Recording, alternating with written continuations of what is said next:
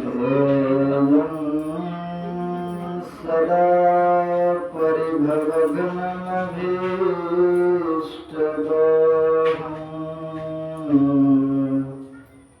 तीर्थास्पदं शिवैरं चिन्तं शरण्यम् नृत्यहारत्यहं पुनतपालभवाधिपतं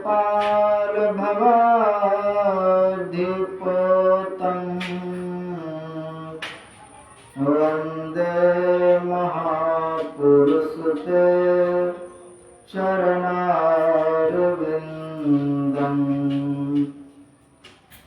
आदिगुरुदेव अनादिगुरुदेव अनंत गुरुदेव अखिल गुरुदेव चरण गुरुदेव शरण गुरुदेव श्री गुरु महाराज चरणारविंद नमो नमस्ते। बोले सद्गुरुदेव भगवान की जय। गुरुदेव भगवान की जय। गुरुदेव भगवान की जय। अखिल विश्व ब्रह्मांड नायक परम पिता परमात्मा सद्गुरुदेव के चरणों में कोटि नमन। उपस्थित धर्म प्रेमी सज्जनों, भक्तिमती माताओं एवं आदरणीय क्षेत्रवासियों, आप सबको विदित है कि यह सत्संग स्वर्गीय रामधनी शर्मा एवं स्वर्गीय माता निर्मला देवी के आत्म कल्याण हेतु उन्हीं के उद्देश्य से यह सत्संग रखा गया है। सब परिवार मिलकर के यह सत्संग कर रहे हैं। अभी हम लोग रामचरितमानस से बड़े ही दिव्य पाठ श्रवण किए और आज का दिन भी बहुत उत्तम है। बसंत पंचमी, जो वर्ष में एक बार ये ऋतुओं परिवर्तन होते। हमारे देश में 6 ऋतुएं और 6 ऋतु बदलते रहता है, कभी अस्थायी नहीं रहता। कभी ठंडी, कभी बरसात, कभी गर्मी, कभी पतझड़। ये जो मौसम है, ना ज्यादा गर्मी ना ज्यादा ठंडा। और इस मौसम में तरह तरह के पुष्प खिलते हैं। प्रकृति शोभायमान होती है, तरह तरह के पुष्प भौरे गुंजार करते हैं। तो यह बसंत पंचमी बसंत ऋतु का आगमन है। बसंत ऋतु के आगमन से ये संसार शोभने लगता है और बसंत ऋतु का आगमन आने से संसार शोभता है, शोभायमान होता है। और जीवन में संत आ जाए, यह जीवन भी शोभनीय हो जाता है। जैसे संसार में ऋतुएं परिवर्तन होती रहती है, उसी तरह हमारे शरीर में भी ऋतु परिवर्तन होता है। जब हम लोग जन्म लिए कितना सुकोमल सुंदरता, मधुरता, किलकारी सब चीज था। बिल्कुल निष्कपट जीवन था। और वह बचपना धीरे धीरे छूट गया। किशोर अवस्था आए, फिर युवापन आए, और युवापन में कितने काम, क्रोध, लोभ, मोह, झूठ, फरेब कितना बढ़ता गया। जीवन में सब कुछ प्राप्त हुआ और धीरे धीरे फिर पतझड़ का समय आता। जैसे जैसे जवान हुए तो इस शरीर में सब कुछ पुष्ट हुआ, और जब पतझड़ होने लगा संत सुंदरदास जी महाराज अपनी वाणी में, सूरदास जी महाराज, गुरुदेव, नानक सब अपने अपने वाणी में सुंदर सुंदर बात कहते हैं। कहते हैं जादिन मन पंछी उड़ जाइए, और जिस दिन हमारा भी ये मन पंछी उड़ जाएगा, तादिन तेरे तन तरवर के सब पात झड़ जाइए। तन जो इतना स्वाभाविक है का इनके भी सारे पत्ते एक एक करके झड़ जाएंगे। ऐसे हम लोग नहीं रहे। भगवान ने हमको सर्वांग सुंदर तो बना दिया, लेकिन ये सुंदरता जो है, जो हम बुढ़ापे की ओर जाएंगे त्यों त्यों सब झड़ जाए। मतलब आंख रहते हुए अंधे हो जाते हैं लोग। बुढ़ापा आता है ना, तो दोनों आंख से सूझना बंद हो जाता है। एक समय आता है चश्मा भी फेल हो जाता है। वाणी जो सुंदर निकाल रहे हैं, दांत झड़ जाएंगे तो वाणी समाप्त हो जाएंगे। तो मरने से पहले ये सब कुछ झड़ जाएगा। आंख, नाक, मुंह की सुंदरता, हाथ कांपने लगेंगे, पैर कांपने लगेंगे। तो सुंदरदास जी महाराज कहते हैं कि जादिन तेरे तन तरवर के सबे पांत झड़ जाइए, जादिन मन पंछी उड़ गई। ये हालत होगा। ये जो जीवन में है, जवानी जो है का ये बसंत ऋतु के तरह, पूरा गम गम पुष्प खिले हुए के समान, कोमलता, सुंदरता, लेकिन सब दिन बसंत ऋतु नहीं रहेंगे। मात्र ये 6 ऋतुएं हैं और 12 महीना, तो 2-2 महीने की ऋतुएं। तो बसंत ऋतु भी मात्र 2 महीना के लिए रहता है। उसी तरह जवानी भी कुछ दिन के लिए है, फिर बुढ़ापा, फिर मृत्यु। का ये सिर्फ हम लोगों का नहीं, हम लोगों का तो शरीर अन्न पर टिका। अन्न नहीं खाएंगे तो छीन हो जाएगा, जल नहीं पिएंगे तो छीन होगा, सांस नहीं लेंगे तो नहीं जीवित रहेंगे, ठंडे है तो आग का सेवन करते हैं। मतलब 5 तत्व हमको रोज लेना पड़ता है तो ये शरीर जीवित। तो कहते हैं हमारा शरीर कैसे बना। भागवत महापुराण में आया कि यत् प्रातः सांस्कृतम चान्नम सायं तच्च विनश्यति तदो रस संपुष्टि काये का नाम नित्यता। का जैसे हम लोग प्रातः काल भोजन बनाते हैं, सुंदर सुंदर भोजन, कितना मसाला डाल के गम गम, गर्मी के दिन में देखते हैं शाम होते होते उस सड़ में लगते हैं, दाल खट्टा हो जाएगा, टिकता है, शाम होते होते खराब हो जाता है। तो कहते हैं कि जो भोजन सुबह बनाए और शाम में नष्ट हो गया, दुर्गंधित हो गया, फेंकने लायक हो गया, तो उसी से तो हमारा शरीर बना। ये शरीर कितना टिके। ये शरीर बनने वाला जो मसाला है का वही खराब है, वही दिन भर नहीं टिक पाता है। शरीर में तो 70-100 वर्ष तक जीव ही लेता है।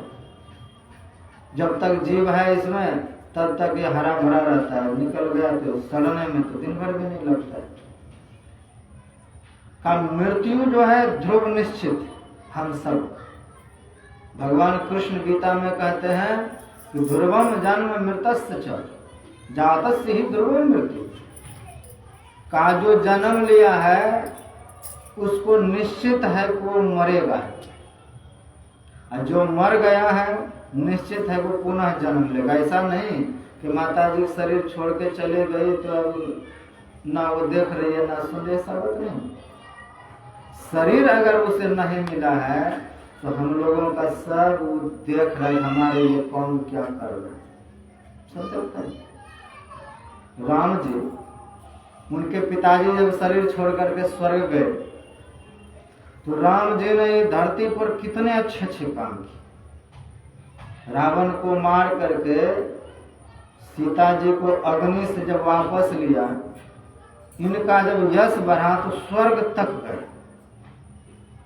यश जो है राम जी का यश जब स्वर्ग तक गया तो स्वर्ग में उनके पिताजी को रहा नहीं। स्वर्ग छोड़ करके राम जी जहाँ थे आकाश में प्रगट हुए कि राम मैं तुम्हारा यश देख करके रहा नहीं गया, यहाँ आया हूँ देखने के लिए। मैं तुम पर बहुत खुश हूँ, तुमने इतना अच्छा काम किया।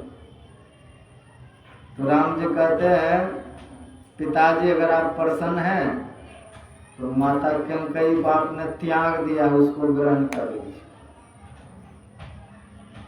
तो इतने खुश थे राजा दशरथ कि राम जी की बात को उन्होंने कहा, ठीक है तुम कहते हो तो हम स्वीकार करते।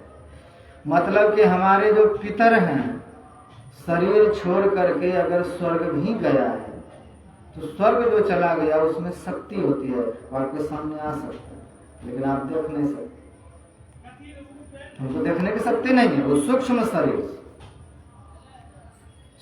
शरीर धारी जो होते हैं वो स्वर्ग जा करके यहाँ आ सकते हैं देखने के लिए।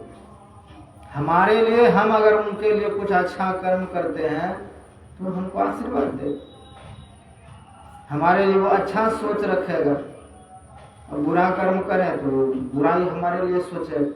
तो पितरों का आशीर्वाद, जो चला गया शरीर छोड़ करके, उसका हमको आशीर्वाद मिले, उसको हम सुख पहुंचाए यहाँ से। जैसे देवता लोग हैं, तो देवता लोगों को हम सुख कैसे पहुंचाते हैं? का हवन के द्वारा। अग्नि में स्वाहा करते, इंद्राय स्वाहा, तो इंद्र के नाम से अग्नि देवता उसको पहुंचा देता है। तो अग्नि में स्वाहा करने से जिसका जिसका नाम लेते हैं उसके पास आपका भविष्य वहां तक पहुंचता है, वो खुश होता है। तो कहा हम अपने पितरों के लिए जो सत्संग कर रहे हैं, यह सत्संग का जो शब्द है, ये शब्द ही मिटता नहीं। हम लोग जो बोलते हैं ये शब्द है, और शब्द मिटता नहीं है, ये आकाश में जाके खो रहे, क्योंकि आकाश का गुण शब्द है। जैसे आप तालाब में जोर से पत्थर बीच में मारे तो पानी हिलते हिलते किनारे तक आता है, वैसे जो शब्द मुंह से निकल रहा है ये आकाश में जाकर के खो गए। जैसे मोबाइल में बोलते हैं कोई अमेरिका में, तो यहाँ से शब्द निकला और व्यापक होते हुए वहां तक पहुंच जाता है एक शब्द में। डर लगता है, बीच में कुछ है कि तार, यहाँ से टावर के थ्रू वहां तक पहुंचा देता है। तो हम जिनसे बात करना चाहते हैं, हमारी बात को ये टावर वहां तक पहुंचा देता है। ठीक उसी तरह हम जिनके लिए पुण्य कर रहे हैं, ये सत्संग, सत्य जो है, सत्संग है, गुरु महाराज है, ये वातावरण है, ये उनके तक ये पहुंचा देता है, देख तुम्हारे लिए ये काम हो रहा है, तो वहां प्रसन्न होता है। और देवलोक में 7 स्वर्ग बताए, गुरु महाराज ने 7 स्वर्ग बताए कि ब्रह्मलोक, गंधर्वलोक, विष्णु लोक, ये सब जितने हैं सब स्वर्ग में आता है, 7 स्वर्ग। तो 7 स्वर्ग में से जहां भी ये सब होंगे अपने पुण्य प्रताप से, तो वहां तक ये आवाज जाती है। ये आवाज जब जाएगी तो वहां के देवगण, मुख्यगण उस जीव से पूछेगा कि कौन करा रहा है सत्संग, कैसे करा रहा है, तो अपना बताते। तो उनसे उनको फिर आशीर्वाद मिलता है उन देवताओं का कि तुम कैसे खानदान धरती पर छोड़ के आए, जो तुम्हारे लिए अभी तक ये कर रहा है, अभी तक तुम्हारे लिए इतना सोच रहा है। तो उन देवताओं का शक्ति उसे मिलता है, उसको स्वर्ग लोक में और सुख मिलता है। तो स्वर्ग लोक जो है, जीव जाता है अपने कर्मों के अनुसार, अपने कर्म से स्वर्ग की प्राप्ति होती है, और वहां भी जा करके वो आपको देख सकता है, आपको सुन सकता है, क्योंकि आपके ऊंचे लोक में हो गए, वहीं से उसका आशीर्वाद मिलता है। तो स्वर्ग में गए हुए जो जीव हैं वहां पर सुख भोग करेगा, उनके लिए पुण्य करेंगे तो और ज्यादा दिन स्वर्ग में रहेगा। अगर कहीं अपने कर्म के अनुकूल वो नरक गए होंगे तो हमारा यह सत्संग का पुण्य उसको वहां से जल्दी छुड़ा लाएगा। ये घूस है समझ, उसके नाम से यहाँ से दे रहे हैं, जैसे थाना में चला गया और पकड़ लिया पुलिस तो बेल कराते हैं, बेल करा करके जीव को लाते हैं। तो धर्म के क्षेत्र में सत्संग एक पुण्य, यह पुण्य उसको लगे, वह सुखी हो जाए जहां भी हो, और सुख हो करके हमारे बारे में अच्छा सोचे। ये पितरजन, पितरलोक की प्राप्ति होते, इसीलिए यह सत्संग किया जाता है। तो हम इस संसार में आए हैं, तो संसार में जब तक हैं हमको अच्छा ही काम करना चाहिए, क्योंकि मरना सबको निश्चित। तो कहा जो जन्म लिया वो निश्चित मरेगा, जो मर गया फिर जन्म लेगा, बीच में रुकने वाला कोई बात नहीं। कहा जन्म किसका रुकेगा, मरण किसका रुकेगा। कहा जो मनुष्य शरीर धारण करके भजन करके और यमराज के चंगुल में न पड़े, भजन करते करते भगवान के स्वरूप में जाके मिल गए, तो जो भगवान के स्वरूप में मिल गया उसका जन्म भी नहीं होगा। जिसका जन्म नहीं होगा तो मरण कैसे होगा। इसी को कहते हैं आवागमन। माता जी इस धरती पर रहे तो जब तक, तो देखें आप लोग ने कैसे जीवन जिया, फिर शरीर छोड़ के चले गए, फिर कर्म करे, माँ के गर्भ में आए, फिर जन्म ले, फिर संसार में। तो जन्म लेना और पुनः मरना का ये प्रक्रिया चलती ही रहेगी। जब तक आप भजन नहीं करेंगे तब तक ये प्रक्रिया चलेगी। ऐसा नहीं सत्संग करेंगे तो जीवन मुक्त कर देगा, जीवन मुक्त नहीं करेगा। नरक में रहेगा तो वहां से छुड़ा देगा, प्रेत योनि में रहेगा तो छुड़ा देगा। सत्संग का ये काम, प्रेत योनि से मुक्त करेगा, नरक से मुक्त करेगा, स्वर्ग में सुख और बढ़ाएगा। यही काम है सत्संग। दुख से छुटकारा दिला देते हैं, लेकिन संपूर्ण मुक्ति तो जीव को अपने भजन के द्वारा ही करना होता है। खुद भजन इतना कर लें कि हमको यमराज लेने के लिए ना आए, यम हमको खींच करके यहाँ से ना ले जाए। तो हम संसार में शरीर धारण किए हैं, तो शरीर का काम है मरना। ये रोज मरने की ओर ही जा रही, रोज। ऐसा नहीं जैसे हम लोग सांस लिए, एक सांस लेते हैं जीने के लिए, जैसे सांस लिए इतने में समझिए कि लाखों जीव ने सांस त्याग दी, लाखों जीव मर गए होंगे। जितना आप सांस ले रहे हैं, एक एक सांस में लाखों जीव धरती पर मर रहा है। कोई एक्सीडेंट में मर रहा है, कोई जहर खा के मर रहा है, कोई अपने मौत से मर रहा है।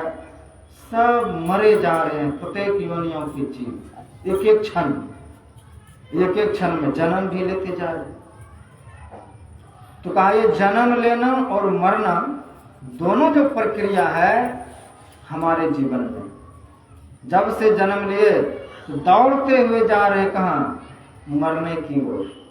संसार में जहां भी भागेंगे तो ये मौत नहीं छोड़ने वाले। देवी भागवत में एक सुंदर प्रसंग आता है कि राजा परीक्षित को जब 7 दिन में श्राप मिला मरने का, जब ऋषि पुत्र ने श्राप दिया, इति लंघित मर्यादम तक्षक सप्तमे हनि, कि तुमको 7 दिन के भीतर सांप काटेगा, तुम मर जाए। काल व्याल मुखग्रास, ये काल रूपी जो सर्प है तुमको डसेगा, तुम मर जाएगा। तो राजा परीक्षित ने बहुत ऋषियों से, महात्माओं से, मंत्रियों से पूछा कि हम न मरे, ऐसा कोई उपाय है? कर महाराज उपाय करने से तो सब चीज होता है। आप राजा हैं, नहीं मरना चाहते हैं तो उपाय कर लीजिए कोई। तो राजा ने क्या उपाय किया, एक सरोवर में 7 महल का भवन बना। 7 महल का भवन बना करके चारों तरफ गड्ढा खुदवा दिया। एक तो सरोवर में उसका 7 महल का मकान, जमीन पर चारों तरफ से गड्ढा खुदवा करके उसमें तेल डलवा के आग लगा दी, चारों तरफ अग्नि जलता रहे। हाथियों को चारों तरफ खड़ा कर दिया, जैसे तक्षक आएगा मार डालेगा। सैनिक को तलवार दे करके खड़ा कर दिया, कि जो भी सत्संग सुनिए, क्या करें, सुनिए, छोड़िए, उसकी जरूरत गुरु महाराज नहीं सुनते हो। तो कहते हैं अग्नि का घेरा, हाथी का घेरा, सैनिक को तलवार दे दिया, जैसे तक्षक आगे काट देना। अब वहां से बचेगा तो हाथी मारेगा, हाथी से बचेगा तो अग्नि में जल मरेगा। अब मैं तो 7 महल पर बैठा रहूंगा, लेकिन भजन नहीं की। 7 मंजिला पर जाकर के राजा परीक्षित बैठ गए। अब तक्षक जो था, तक्षक श्राप के वशीभूत होकर के 7वें दिन वो डसने के लिए मनुष्य रूप में जा रहे थे। उसी समय वहां पर एक मंत्र को जानने वाला कश्यप नाम के ऋषि, वह भी जा रहे थे राजा परीक्षित को बचाने के लिए। आज तक्षक जैसे डसेगा, मैं उसको अपने मंत्र से बचा दूंगा, और जब बचा दूंगा तो राजा हमको बहुत सारा धन देगा। इसी ख्याल से जा रहे हो। तो रास्ते में तक्षक से मुलाकात हुई, पूछते हैं कि तुम कहाँ जा रहे हो? कहा मैं जा रहा हूँ राजा परीक्षित को जीवित करने। कहा मैं ही काटूंगा, मैं ही तक्षक। कहा कोई काटो, किसी के काटे हुए को मैं जीवित कर सकता। तो दोनों में तो विचार हो रहा था। तो तक्षक कहता है कि मेरे काटे हुए को तुम कभी जीवित कर ही नहीं सकते। तो कहा ये पेड़ देख रहे हो कितना बड़ा है, बरगद का, इसको मैं डंक लगाता हूँ, तुम इसको जीवित करके देखो। दोनों में अपना बल का वर्चस्व हो गया। तो जैसे उसने उसमें डंक लगाया, आग लगी और जल करके वहीं पर राख हो गया तुरंत। ऊपर एक लकड़हारा था, वो भी राख हो गया। तो कहा तुम अपना मंत्र शक्ति दिखाओ। तो कश्यप ने वह राख हाथ में लिया, मंत्र शक्ति उस पर हावी हुआ। देखते देखते वह राख बीज हो गई, जमीन में जैसे छोड़ा, अंकुर फेंका, तुरंत देखते देखते पेड़ हो गया, ऊपर लकड़हारा गया एक क्षण। तो तक्षक ने सोचा कि मेरा डसा हुआ अगर ये जीवित कर देता है तो मेरी तो महिमा घट जाएगी। इसीलिए तक्षक को कहा कि तुम तो बड़े ध्यानी हो, ध्यान करते हो, तुम ध्यान में देखो कि राजा का आयु है कि नहीं। अगर राजा के आयु शेष है तो प्रयत्न करो, नहीं तो तुम्हारा ये प्रयत्न भी बेकार जाएगा। तो कश्यप ने ध्यान लगा के देखा तो देखते हैं कि राजा का आयु शेष नहीं है। व्यर्थ में हम क्यों जाए, बदनाम तो हो ही जाएंगे पैसा लेने पर। किसने पैसा लेकर के राजा को नहीं बचा सकता। पैसा के लोभ में इसने राजा को मरने के लिए छोड़ दिया। तो वहीं पर उसको बहुत सारा धन दे करके कश्यप को लौटा दिए। तक्षक जब गए हैं तो देखते हैं कि वहां किसी को घुसने नहीं दिया जा रहा। आज बिल्कुल गेट पर पहरेदार हैं कि कोई भी वहां राजा के पास न जा सके। इसलिए तक्षक तो कैसा था, वो अपने संकल्प से रूप चेंज कर लेता, तो महात्मा का रूप धारण कर लिया। जितने उनके और थे बच्चे बुतरू सब को महात्मा का रूप धारण करवा दिया। फल बहुत सारा टोकरी में ले गए, सिर पर लेकर के गए वहां पर। और जब वहां जाते हैं तो कहते हैं कि हमको राजा को आशीर्वाद देने दो, आज मैं आशीर्वाद देने के लिए जा रहा हूं। तो पहरेदार ने मना किया कि आज किसी महात्मा को भी उनके पास नहीं जाने देंगे। आज अंतिम दिन है, सूर्य अस्त हो जाएगा, उसके बाद ही कोई उनसे भेंट कर सकता है, वो भी कल, आज नहीं। क्योंकि आज 7वां दिन है, आज उसको तक्षक डसने के लिए आएगा, इसलिए किसी को वहां नहीं भेजा जाएगा। तो तक्षक इतने बुद्धिमान और होशियार थे कि फल जो ले गया था, कहा चलो कोई बात नहीं, राजा से अगर भेंट नहीं हो सकती है तो मेरा ये भेंट राजा तक पहुंचा दो, ये फल आशीर्वाद, ताकि राजा इसको खा ले, मेरा आशीर्वाद उसको लगे। तो तक्षक जो है फल का टोकरी पहरेदार को थमाया और तुरंत वहां से आलोकित होकर के उसी फल में कीड़ा बन के चला। कीड़ा बन करके फल के भीतर में जाके छिप गए। और जब राजा परीक्षित के सामने फल का टोकरी रखा गया, सूर्य अस्त होने को था, तो फल का टोकरी जब खोला तो उससे फल निकाला। सुंदर जो फल था उस फल को हाथ में लिया और जैसे उसको चाकू से काटा तो उससे पिल्लू निकला।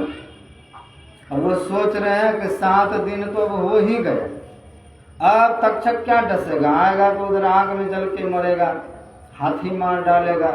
और उस पिल्लू को उठा करके कहते अरे तू तक्षक है, ले हमको काट ले। वो तो कीड़ा समझ रहा था वो तक्षक।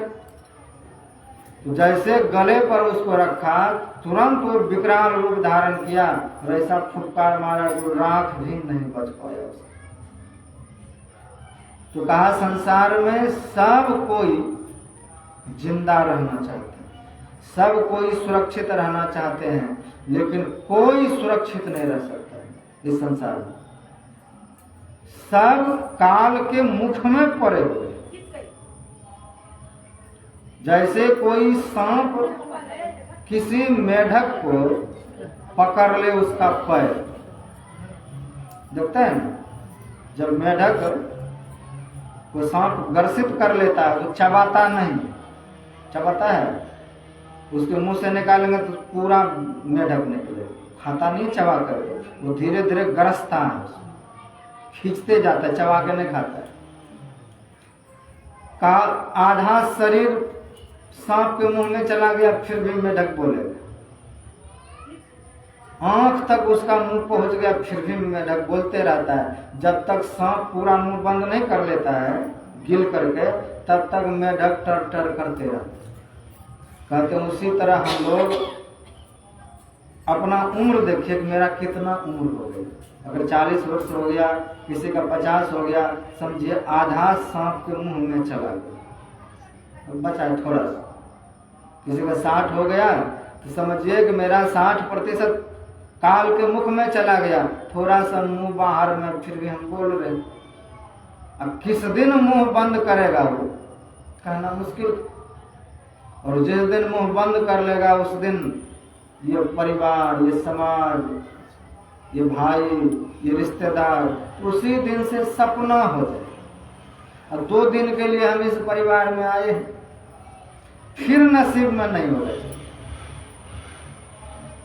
थोड़ी दिल की जिंदगी है और इतने से जिंदगी में कितने तकरार हो रहा है, आपस में प्रेम नहीं, दिन रात वैमनस्य चलता है, दिन रात लड़ाई चलता है, दिन रात विवाद होता है। तो संसार में हम आए हैं जो काम करने के लिए, वही मेरा असली काम छूट जाता है और फालतू के चीजों में दिमाग लगा करके हम पड़े हुए हैं। ये संसार मिल जाए तो संसार किसको मिला है? माता जी को कितना संसार, कितना वो लेकर के गया, लेके गया दे करके गए। तो कहते हैं उसी तरह कहते कितनों कमा ले हीरे मोती, मगर ये याद रखना कफन में जेब नहीं होती। तो कफन में जेब भी नहीं होता तो ना एटीएम जाएगा, ना अपना साज सामान जाएगा, कुछ नहीं जाने वाला, क्योंकि वहां जेब का कोई व्यवस्था नहीं। क्या जाएगा फिर?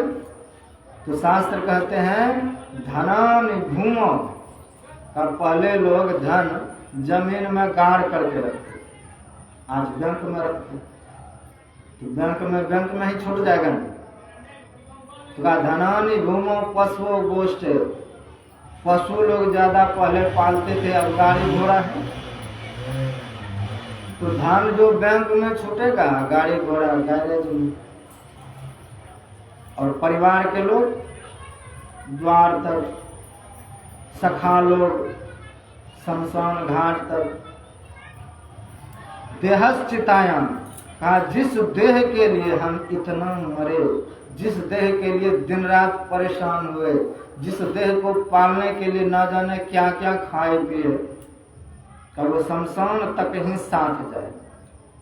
तो जब तक जीव का शरीर पड़ा रहता है तो जीव को मोह होता है अपने शरीर से। तो वो चाहता है फिर मैं घुसूं शरीर में, वो जीव तड़पते रहता चारों तरफ घुसने के लिए, मैं कैसे निकल गया है। अपने शरीर के प्रति मोह होता है। और जब देखते हैं कि चिता में वहां जल गया और अपने लोग ये लाठी मार मार करके झाड़ झाड़ करके जब जला दिए, तो फिर शरीर से मोह चला जाता, फिर परिवार के प्रति मोह होता है। मैं वृंदावन में था तो एक गांव में एक सत्संगी शरीर छोड़ा। शरीर जब छोड़ा तो कर्ता पर उतरा, और कर्ता पर उतर करके कहते हैं बताओ तुम लोग सत्संग कराओगे कि नहीं। सब तुरंत हाथ जोड़े, क्यों नहीं सत्संग कराएंगे, आप सब दिन किए हैं तो हम कराएंगे। तो कहते हैं वृंदावन वाले बाबा को बुलाना। उसी समय हमको कॉल किया कि बाबा फलना व्यक्ति शरीर छोड़ दिया है, और वो आपको कह रहे हैं कि आप ही आके सत्संग करें। तो जब ऐसा भूत को, जो उस प्राण को जब मेरा नाम याद है, खोज रहा है, तो मैं अवश्य चलूंगा। कहा ठीक, मैं अवश्य आऊंगा। तो जब उसके श्राद्ध में पहुंचे सत्संग करने, तब भी बार बार उतर आगे करता। तो करता जो बिल्कुल सीधा व्यक्ति था, जब वो उस पर आए तो बहुत बड़े बड़े ज्ञान की बात झाड़ने लग जाए, अच्छे अच्छे बात, जो गुप्त बात होते थे वो सबको बता देते थे। देखो ये मेरे समझे हैं, दीक्षा ले लिया, ये खैनी खाता है, बाबा आए हैं छोड़ दीजिए खैनी खाना, ऐसे बोले। तो सत्संग जब हो तो बीच बीच में आकर के वो पूरा झूमने लग जाए शरीर। फिर हम कहे सत्संग शांति से सुन लीजिए। और सत्संग जब समाप्त हुआ तो वो तो आए थे सत्संग कराने के लिए कि मैं सत्संग करवा लो सच्चे। तो बेटा आके कहते हैं दांत खींचते हुए कि जब वो शरीर छोड़ ही दिया तो अब क्यों आता है लौट करके। तो आए नहीं, सत्संग करवाने आए हैं, सत्संग उसको करवाने दो, सत्संग कर लेगा वो चला जाएगा। क्योंकि अज्ञानी नहीं ना, वो प्रेत नहीं है, वो तो दिव्यात्मा है, तुम्हारे शरीर पर उतर करके ये अच्छे अच्छे काम करवा रहे। अपने जो उनकी पुतहू थी उसको बेटा नहीं था, तो वो उतरे तो कहते हैं तो मैं आशीर्वाद देता हूँ तुमको बेटा होगा। देखिए उतना शक्ति आ जाती है। जब शरीर छोड़ते हैं तो दिव्य शक्ति आती है उसमें, तो दिव्यता में जा करके उसको आशीर्वाद दिए कि तुमको पुत्र होगा। तो बेटा तो खूब तलमलाए कि पिताजी अब क्यों लौट के आते, जब मर ही गया तो घर में क्यों आते हैं। जब विदा की घड़ी आए तो फिर वो उतर गए। अब उतर के हमको कहते हैं कि बाबा हमको दीक्षा देने का आदेश दीजिए, दीक्षा हम देना चाहते हैं, दूसरे का आदेश दीजिए। इसके लिए आपको वृंदावन जाना पड़ेगा। चलिए वृंदावन। वो जो प्रेत था शरीर पर उतर के कहते हैं हमको दीक्षा देने के बाबा आदेश दीजिए। आया सबको समर्पित करने वस्त्र दक्षिणा सब। कहाँ चलिए, इसके लिए वृंदावन जाना पड़ेगा और इस घर में दोबारा मत आइए, यहाँ से आपका कोई मतलब नहीं रहा, ना आपको कोई अब चाह रहा है कि यहाँ लौट करके आए। तो जिंदगी देखिए कितना विचित्र है ना, विचित्र। माता जी के प्रति इतना स्नेह है, अगर माता जी यहाँ पर किसी को दिख जाए कि आई है तो किसी का हिम्मत करेगा इसमें घुसने का। तो जीते जी जो स्नेह रहता है वो शरीर छोड़ने के बाद स्नेह भी छूट जाता है। गुरु नानक देव जी महाराज कहते हैं कि प्रेत प्रेत कर भागी, अपने लोग ही उनसे डरेंगे, अपने लोग ही उसको देख करके भागेंगे। तो कैसा संसार है। शरीर जब छोड़ देंगे तो आपका कोई भी चाहने वाला नहीं होगा, और कोई नहीं चाहेगा कि हमारे घर में ये लौट करके दोबारा आए। तो रिश्ता खत्म हो जाएगा। शरीर छोड़ते इतना बड़ा दुश्मन, इतना बड़ा दुश्मनी हो जाता है अपने लोगों से, तो तुरंत उसको भगाए।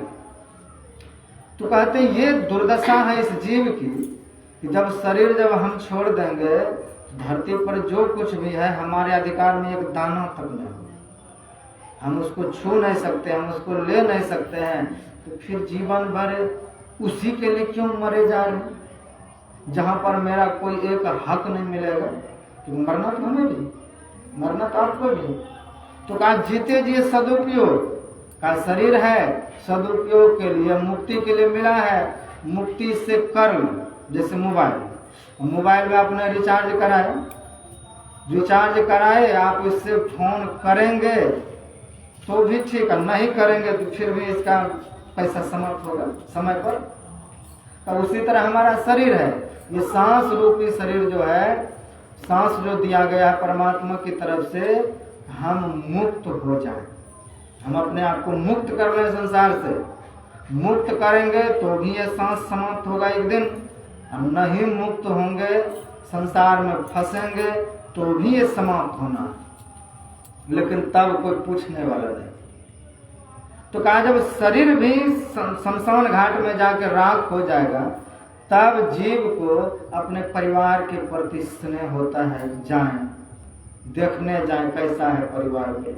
कर्ता जब तक बना रहता है तब तक रहता है, और कर्ता भी जब निष्ठुर होकर के उसको त्याग देते हैं तब कहाँ जाए। उस वक्त ना उसको घर सोचता है कि घर है नहीं, उस वक्त परिवार के लोग उसको स्वीकार नहीं करते हैं। अब भजन जीवन में किया नहीं है तो कहाँ जाएगा। लावारिस चीज अगर आप स्टेशन पे छोड़ दें, आप नहीं ले रहे हैं, कोई कारण मेरा नहीं है, तो क्या होगा उसका, फिर पुलिस लोग उसको उठा के थाना ले जाते।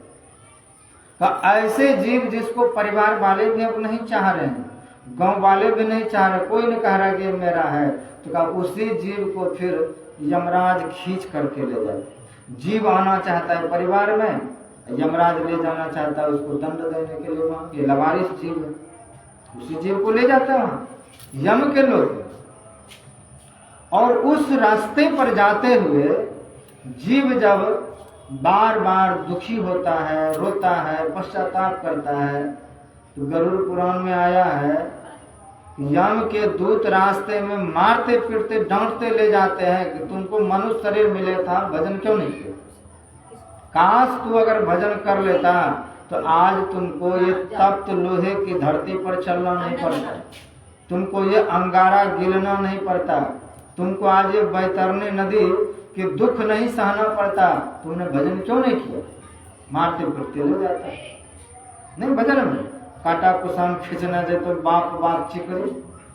ये सब संतों ने कहा, देखा कि जीव की क्या दुर्दशा है, उस दुर्दशा का वर्णन किया।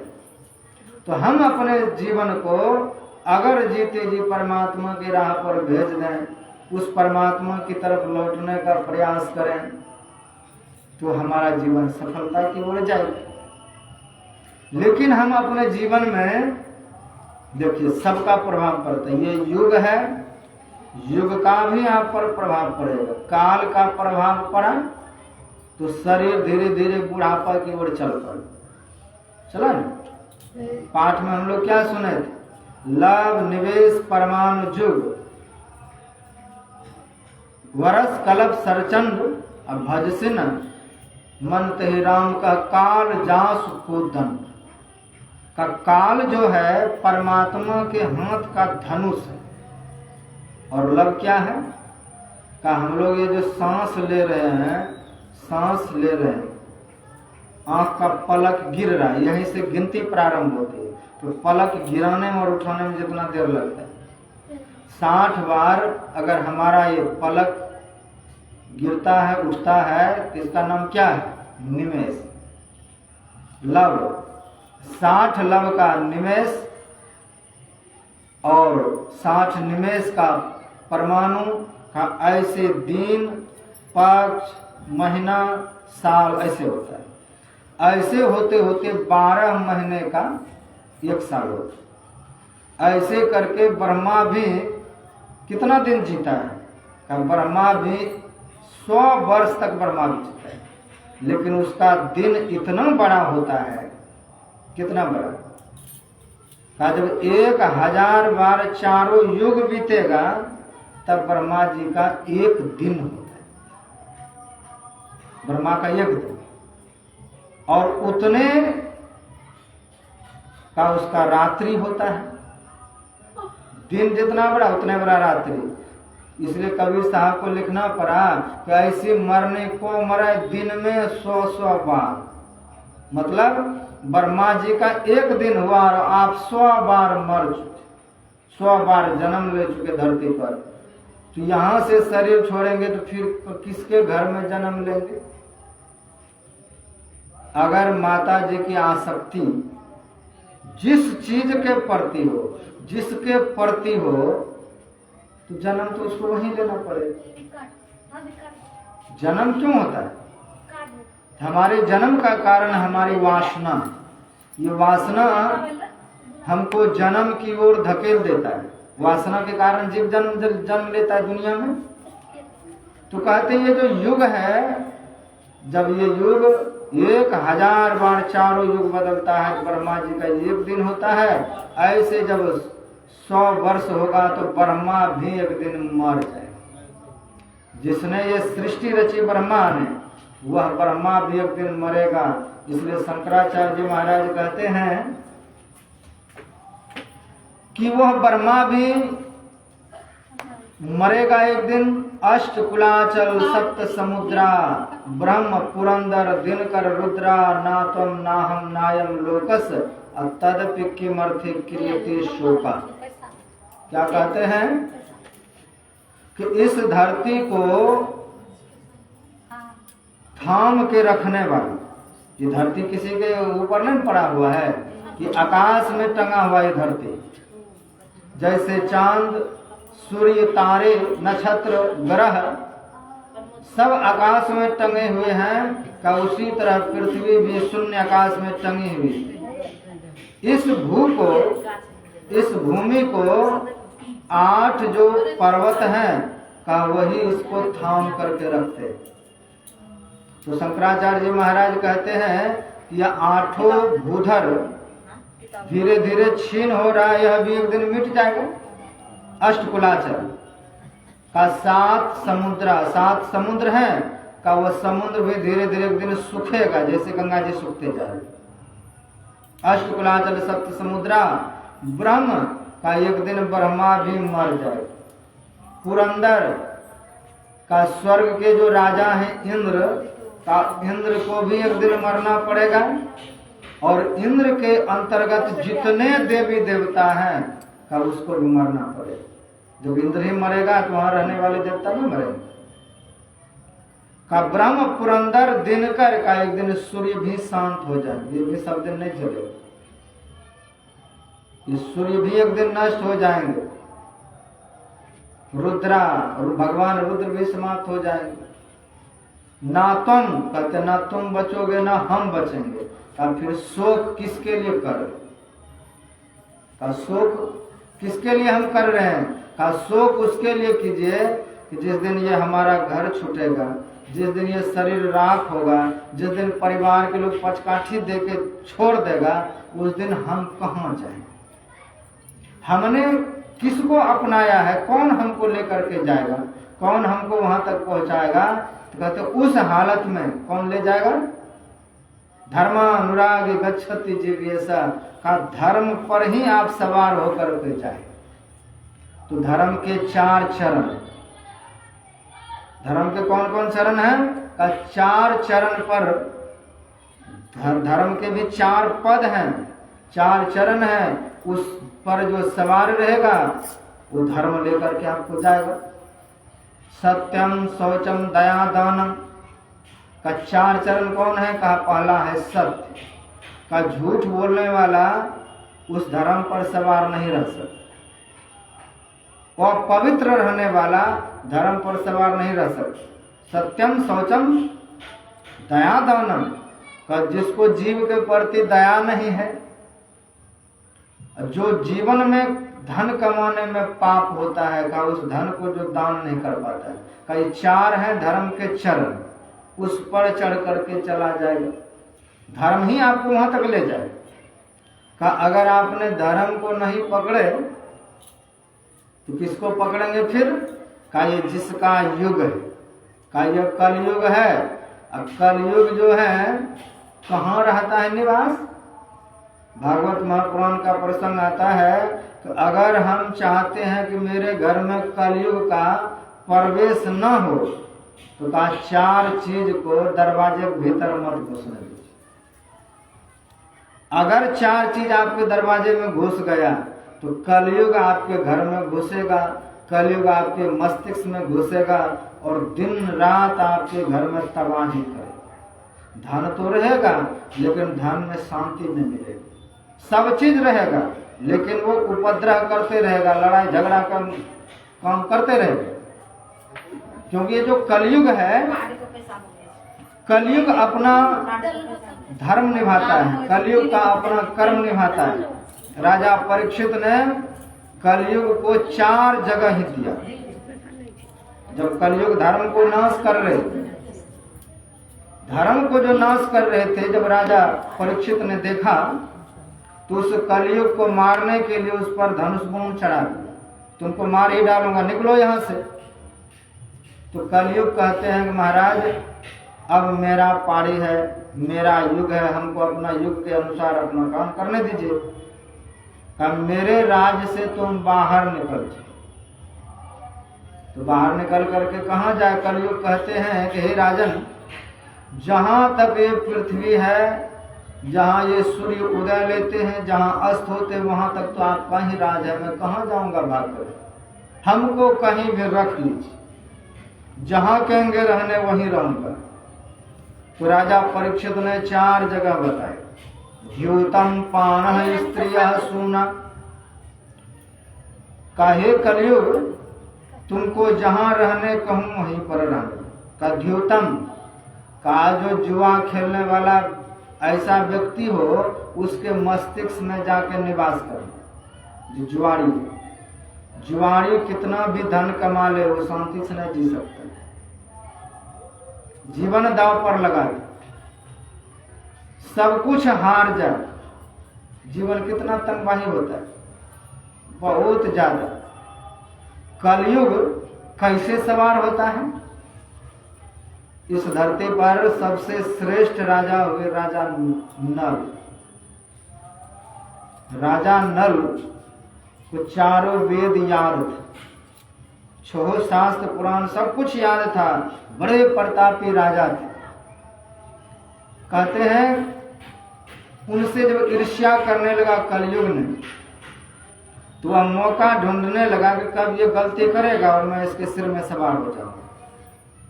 तो गलती उनसे होता ही नहीं, गलती नहीं होता था, कलयुग पीछे पीछे घूमते रहता था, कब ये गलती करेगा सवार हो जाएंगे। तो कहते हैं काम की व्यस्तता कुछ ऐसी हो गई कि राजा नल लघु शंका की और पानी नहीं ले पाए, मात्र इतना ही गलती, इतने बड़े राजा लघु शंका करके सिर्फ पानी से नहीं धो पाए, और जिसके कारण कलयुग को अपवित्रता महसूस हुई और उसी समय सवार हो गए। सवार जब हुए तो जुआ खिलवाए, पूरा राज संपत्ति हर गया, पत्नी दमयंती को भी हराने के लिए तैयार हो गए। बहुत उसकी लंबी कथा चर्चा है, बहुत दुर्दशा की ओर ले गए।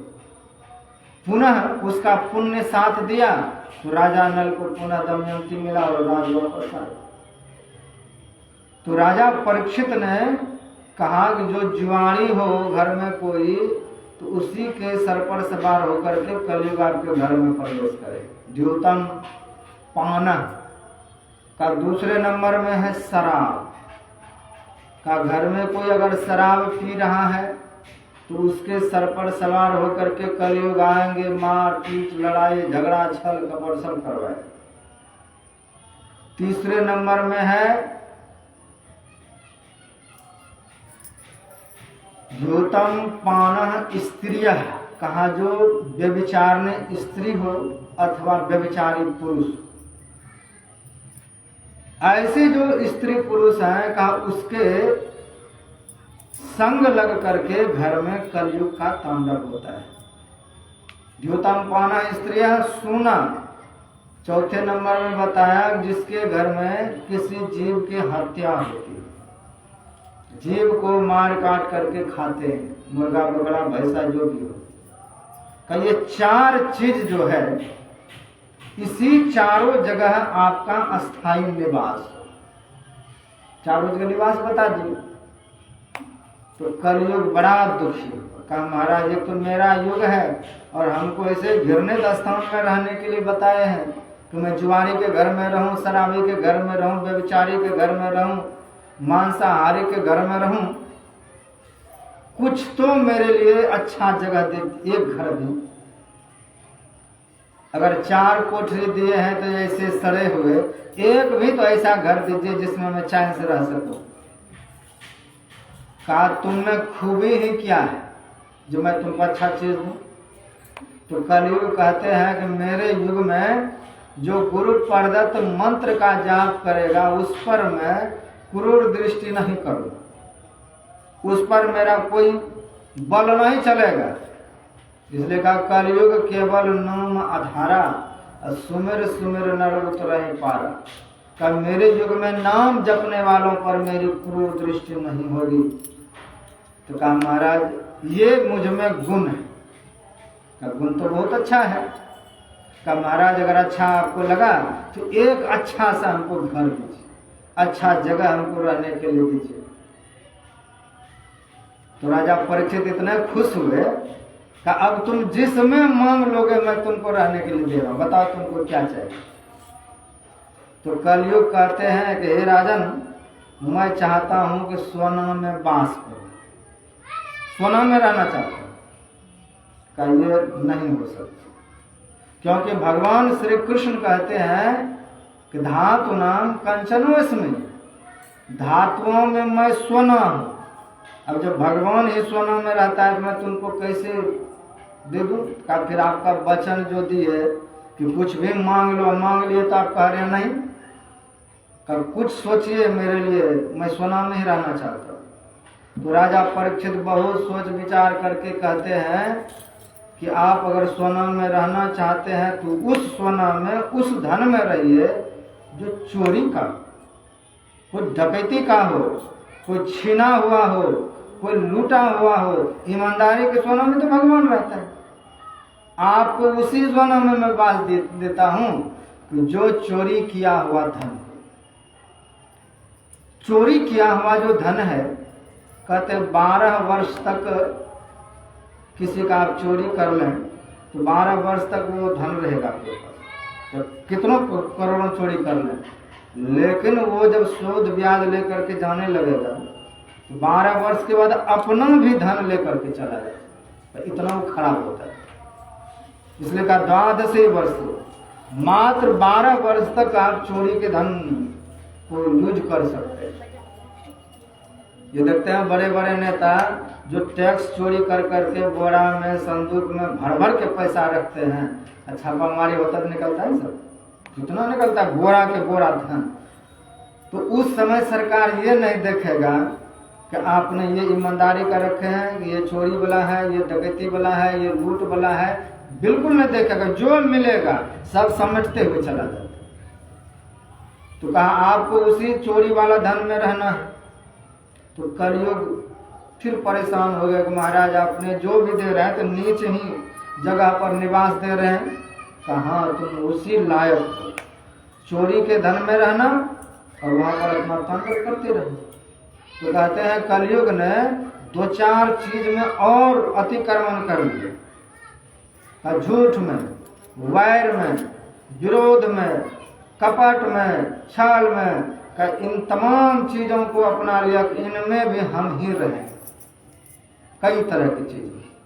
तो राजा परीक्षित ने जो उसको दिया निवास स्थल, तो ये कलयुग है।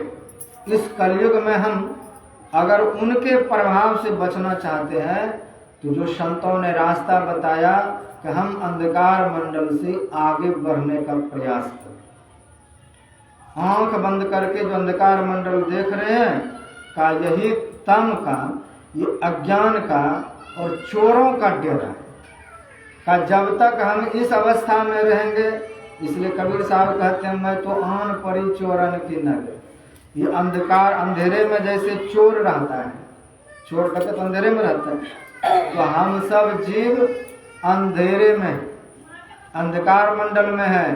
का ये चोरों का अड्डा है। जब तक यहाँ आप रहेंगे, ऊपर से लगेगा कि हम बहुत अच्छे हैं, लेकिन भीतर से कभी काम जगेगा, कभी क्रोध जगेगा, कभी मन करेगा ये चीज चोरी कर लें, कभी उठा लें। तो जब तक हमारी अवस्था नहीं बदलेगी तो हम ऊपर से कितना भी अच्छा दिखने का प्रयास करेंगे, भीतर से कभी चोरी ही कर लेंगे, कभी व्यभिचारी मन हो जाएगा, कभी किसी का छीन लेने का मन करेगा। तो ये मन है, तो कहा ये चोरों के नगरी में जब तक रहेंगे तो चोरों की संगति का आपको भी असर पड़ेगा, आप भी चोर बनेंगे, आप पर भी तरह तरह के पाप करने का मन करेगा। तो गुरु महाराज कहते हैं इस स्थान को ही छोड़ दीजिए, जिस स्थान पर ऐसी गलती भावना हो का उस स्थान को छोड़ करके ऊपर उठिए।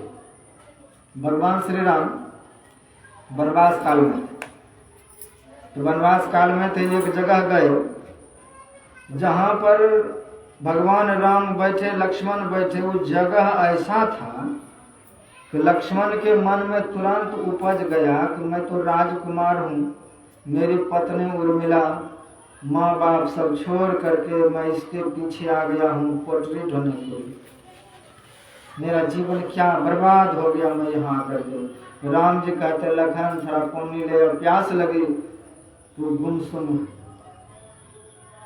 कहा मैं राजकुमार, अब इनकी टंडेली करना पड़ता है यहाँ पर, कुछ भी नहीं सुना। तो राम जी उठ गए चलने के लिए, तो लक्ष्मण भी उठे, उठ करके जब जाने लगे तो कहते हैं लक्ष्मण एक बात, यहाँ का जो मिट्टी है ना थोड़ा बांध लो अपने पोटली। तो कई बार सवाल जवाब हुआ कि क्या करना है मिट्टी ढो करके, अब बांध लो। तो मिट्टी वहाँ का बांध लिए, मिट्टी बांध करके कंधे पर लिए चल पड़े।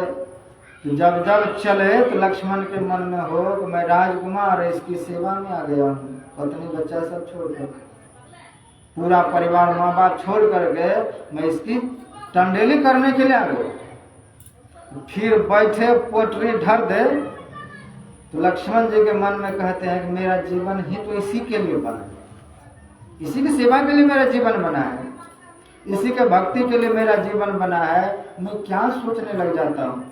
तो पोटली जब कंधे पर ले तो राम से विरोध की बात आए, पोटली नीचे रख दे तो फिर स्वस्थ हो जाए। तो लक्ष्मण से रहा नहीं गए, पूछते हैं कि प्रभु मेरे मन में ऐसा क्यों हुआ।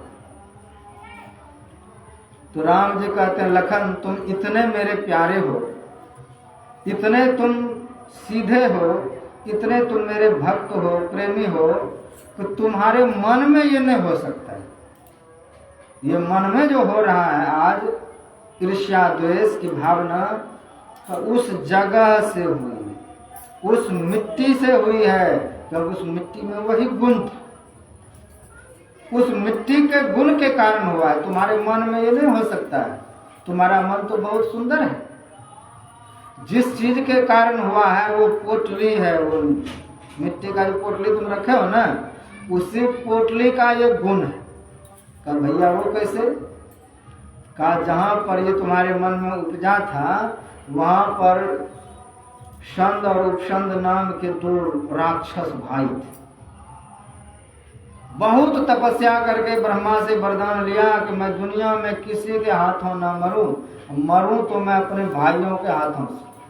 और उनको इतना अपने पर बल था कि हम अपने भाई से कभी लड़ेंगे ही नहीं, ना लड़ेंगे ना आपस में मरेंगे। ये जब वरदान उसको दे दिया तो वरदान पा करके फिर जब ताकत आता है किसी को, चाहे धन का हो, पद का हो, शरीर का हो, तो गलत इस्तेमाल होता है। तो उसने जब वरदान प्राप्त किया कि हमको दुनिया में कोई नहीं मारेगा, मरूं तो अपने भाइयों से ही मरूं, और भाई आपस में लड़ेंगे नहीं, क्योंकि इतना प्यार है भाई में आपस में, हम दोनों कभी लड़ेंगे नहीं। बहुत सताए लोगों को, क्योंकि भाइयों में बहुत प्रेम था। अंत में देखा गया अच्छे लोगों को भी सताने लग गए। तब इसको मारने का उपाय सोचा, तिलोत्तमा नाम की अप्सरा की रचना की। उसको वहां जब भेजता है तो दोनों भाई देख करके लड़ पड़े, इनसे हम ही विवाह करें। तो उस अप्सरा ने कहा उसको कि तुम दोनों युद्ध करो, जो जिंदा रहेगा हम उसी से विवाह करें। तो दोनों लगड़ झगड़ के वहीं मर गए। तो राम जी कहते हैं कि भाई ये तुम्हारे मन का दोष नहीं है, तुम्हारी जो पोटली है ना उसका दोष है, तुम जहाँ बैठे थे उस जगह का दोष, उस भूमि का दोष है। तुम तो बहुत प्यारे हो, है को उस पोटली। जिस पोटली के कारण इतना दुख हो रहा है, जिस पोटली के कारण इतना तरह तरह की मन में जो बात उत्पन्न हो रहा है, उसी को छोड़। रामकृष्ण परमहंस जी महाराज कहते थे कि एक गिद्ध मांस का टुकड़ा लेकर के उड़ जब रहा था तो दूसरे ने उस पर बहुत झपट्टा मारा, बहुत उससे छीना झपटी करने लगा। तो कहा जब तक उसके चोंच में वो मांस का टुकड़ा रहा, सब उसको छीनता रहा, हमको मिल जाए, हमको मिल जाए, सब चोंच मारे उसको। अंत में उस गिद्ध ने वो टुकड़ा ही छोड़ दिया। टुकड़ा जब छोड़ दिया तो लड़ाई खत्म। तो वही वो लक्ष्मण जी को समझा रहे हैं बारंबार कि ये जो लड़ाई है, ये जो मन का विकार है, उसी के कारण।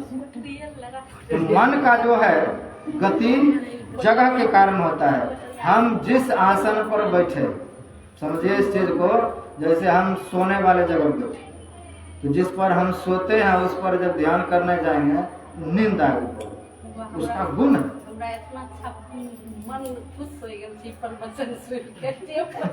तो कहते ये जो है जिस जगह पर आप जहाँ हैं, आप अपने गोसाई घर में बैठ करके ध्यान कीजिए, वहाँ रोज पूजा। तो जब रोज पूजा हो रही है तो वहाँ पर बैठेंगे तो आपका मन बहुत करेगा पूजा करने, बहुत करेगा ध्यान का। वहाँ रोज अगरबत्ती जलाते हैं, गम गम करेगा, अच्छा लगेगा, सात्विक विचार रहेगा। क्योंकि रोज नहा करके लोग उसका निपा पोती करते हैं, फिर बैठ के पुष्प इत्यादि चढ़ाते हैं। तो उस जगह में जितना भजन हो सकता है, तब सोने वाले जगह पर नहीं। तो जगह अपना गुण दिखाता है। कहते ये जीव तो ईश्वर का अंश है, ये बिल्कुल कैसा है, निर्मल है, चेतन है, आत्म स्वरूप है, कितना सुंदर है, ईश्वर का अंश है। लेकिन है ये कहाँ? अंधकार मंडल। तो कहा जब तक ये अंधकार मंडल में पड़ा रहेगा तो इसका गुण ही है चोरी करना, इसका गुण ही है झूठ बोलना, इसका चोरी है विषय की ओर जाना, इसका गुण ही है नरक की ओर भागना, इस जगह का ही ओर। तो गुरु महाराज ने कहा कि उस जगह को त्याग। कैसे त्यागेंगे? का उस जगह को त्यागने के लिए एक ही रास्ता है शरीर में, उस सुषमना का, जो ध्यान करके गुरु से दीक्षा लेकर के उस रास्ते का खोज करेगा और खोज करके उस रास्ते पर आगे बढ़ेगा, का उससे ये जगह छूट जाएगा। जीव का जो स्थान है जागृत अवस्था, अंधकार मंडल, यह छूटेगा और वह चौथी अवस्था में चला गया। आप कभी जब ध्यान करते होंगे तो ध्यान जब करते हैं तो पहले तो जो मन में विकार है, वासना है, चिंता, सब आता है। जब बिल्कुल शून्य होते जाए, एक ऐसा अवसर आता है जहां पर किसी का ख्याल नहीं, न अच्छाई का, न बुराई का, न अपना, न पराया, न गुरु महाराज का। कहते उस शून्य अवस्था में जब जीव पहुंचता है, का उसी का नाम है चौथी अवस्था, जहां पर कोई चिंता नहीं, अपना भी चिंता नहीं, ईश्वर की भी चिंता नहीं होता है, बिल्कुल शून्यगत मन हो जाता है। वो चौथी अवस्था है का वहां पर कोई चिंता फिक्र करने वाला नहीं। अभी हैं तो अभी 14 हमारे संग में लगे हुए हैं, 14 अपना अपना हक खोजता है, नहीं खोजेगा? जीव तो अकेला है, आंख अपना शक्ति खोज रहा है कि हम अच्छा अच्छा चीज देखें, कान अपना चीज खोज रहा है कि हमको अच्छी अच्छी आवाज सुनने के लिए मिले, जी चाहते हैं अच्छा अच्छा भोजन मिले। ये 14 चीज ने अपना हक खोजेगा, इस आत्मा से 14 खोजता है जागृत अवस्था में। और जब यही सोने के लिए जाते हैं तो 4 रहता है इसके साथ। 4 जो है मान, बुद्धि, चित्त, अहंकार का, ये चारों जीव के संग में रहते हैं। तो स्वप्न में भी आपको दुख होता है, स्वप्न में भी भय होता है, स्वप्न में भी प्रेम होता है, स्वप्न में भी ईर्ष्या होता है। क्योंकि तो 4 जब तक संग में है तब तक जीव को चैन से नहीं रहने देगा। का स्वप्न में भी जाके देख रहे हैं रोज रोज, वहां भी दौड़ है, वहां भी चिंता है, वहां भी मृत्यु है, वहां भी गलत सलत बात है। का स्वप्न में भी चैन नहीं है। जब सोने के लिए जीव जाता है तो वहां पर एक चित्त जाता है इसके साथ, तो वहां से जब लौट करके आता है तो अपार शक्ति लेकर के जीव आता है, फिर दिन भर वो काम करता है। और दिन भर में 14 अपना हक लेते लेते आत्मा को इतना निर्बल कर देता है कि दिन भर में शक्तिहीन हो जाता है। दिन भर जब काम करेंगे तो शक्तिहीन हो जाते हैं। फिर जब सो जाते हैं तो सोने के बाद आंख से कनेक्शन कट जाते हैं, मुंह से कनेक्शन कट जाता है। किसी सोए हुए व्यक्ति के मुंह में मिश्री दीजिए, पता चलेगा? तो वो चखने वाला वहां पर नहीं है। तो 14 इंद्रियों में से सोने पर 13 इंद्रियां छूट जाती। एक चित्र आता है का ये तो नीचे की 3 अवस्था की बात रही, का ये 3 महला मकान में रह रहे हैं, का इससे ऊपर की अवस्था में जाइए जहाँ पर भगवान शिव रहते हैं, जहाँ पर काग भुसुंडी रहते हैं, जहाँ पर ऋषि मुनि रहते हैं, परमहंस योगी जन रहते हैं, का वो चौथी अवस्था में जा करके आरूढ़ हो करके जब ध्यान करेंगे तो वहां पर बिल्कुल कोई आपके संग में नहीं रहेगा, तंग करने वाला, आप अकेला हो जाएगा। का वहीं से अपने निज घर का रास्ता है। और आगे बढ़ेंगे तो आगे बढ़ते बढ़ते बिल्कुल तब आप भी नहीं रहे, तब ये जीव ही मर जाए। अभी जीव मरता नहीं, अभी शरीर मरता है, जीव परा ही रह जाता है। तो शरीर मर गया, जीव जिंदा है, तो जब मरना होगा, जन्म लेना होगा। जिस दिन ये जीव भी मर जाएगा, जिस दिन ये जीव भी परमात्मा में खो जाएगा, उस दिन इसका नाम जीवात्मा नहीं रहेगा। जिस तरह से नाला का पानी गंगा जी में चला गया तो नाला का पानी नहीं हो गया वो गंगा जी का पानी। और गंगा जी का पानी समुद्र में चला गया तो हो गया समुद्र का पानी। कहते हैं उसी तरह जीव जिस दिन अपने आप को ढूंढ करके उस परमात्मा में सौंप दिया, उसी दिन सारा झंझट खत्म। का मनुष्य शरीर इसलिए मिला है हम बेईमान ना बने। क्या बने? ईमानदार। ईमानदारी से ये जिसका है जीव का उसको वापस कर दे, इसीलिए मनुष्य शरीर मिला। अब बाकी जो हम संसार में इसको शरीर को घसीट रहे हैं, का ईमानदारों का काम नहीं। परमात्मा से जो हम लोगों ने वादा किए हैं माँ के गर्भ में, तब उस वादा के हिसाब से यह जीव परमात्मा को सौंप दीजिए। जिसका ये है उसको दे दीजिए, बात खत्म। तो ये जीव है परमात्मा का, इसको लगा रहे हैं संसार तो सुख मिलेगा। कि यही जीव जो है उस परमात्मा वापस करने का नाम ही भक्ति, कि जिसका था उसको हमने वापस कर। तो यही है दास भक्ति, यही है परम भक्ति का अपने आप को उधर दे दिए। कहते कृत घनी भूले नर लोई, जा घट निश्चय नाम न होई। जो कृतज्ञ है, कृतज्ञ किसको कहते हैं? का जो किए गए उपकार को बिल्कुल नहीं मानता है। आपका किसी ने बहुत बड़ा भला किया है और आप उसके भलाई को भूल गए। का जिस परमात्मा ने आपको इतना भला किया है उस परमात्मा को भूल गए हैं, नाम जप नहीं कर रहे हैं, तो कहा यही सबसे बड़ा कृतज्ञ वाली बात, यही कृतज्ञ वाली बात। तो संसार में जिसका यश है, किसका यश है? का जो सत्य पर चलेगा, जो सत्संग करेगा, जो अच्छा काम करेगा, उसका नाम धरती पर सब दिन रहेगा। ये सबरी माता का कितना साल हुआ हो? कम से कम 10-12 लाख बरस। तो वो किस युग में हुए? सबरी माता किस युग में हुए? त्रेता युग। और त्रेता युग में हुए ना वो देखने में सुंदरी थी कि उसका नाम, सुंदर शरीर भी नहीं, उसके पास धन भी नहीं, उस पढ़ी लिखी भी नहीं।